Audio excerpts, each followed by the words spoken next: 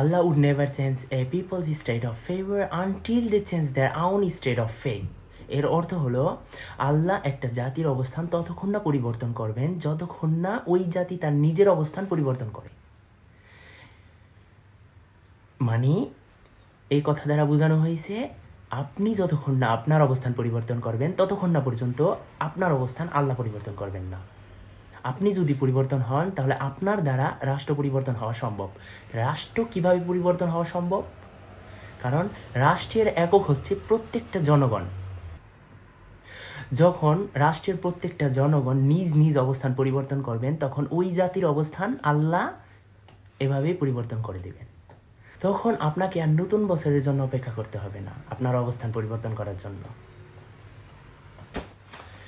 সুতরাং আপনি আপনার অবস্থান পরিবর্তন করলে আপনার পরিবারের অবস্থা পরিবর্তন হবে, আপনার পরিবার অবস্থান পরিবর্তন করলে সমাজের অবস্থান পরিবর্তন হবে, সমাজের অবস্থান পরিবর্তন হলে ইউনিয়নের অবস্থান পরিবর্তন হবে, ইউনিয়নের অবস্থান পরিবর্তন হলে উপজেলার অবস্থান পরিবর্তন হবে, উপজেলার অবস্থান পরিবর্তন হলে জেলার অবস্থান পরিবর্তন হবে, জেলার অবস্থান পরিবর্তন হলে বিভাগের অবস্থা পরিবর্তন হবে, বিভাগ থেকে রাষ্ট্রের অবস্থা পরিবর্তন হয়ে যাবে।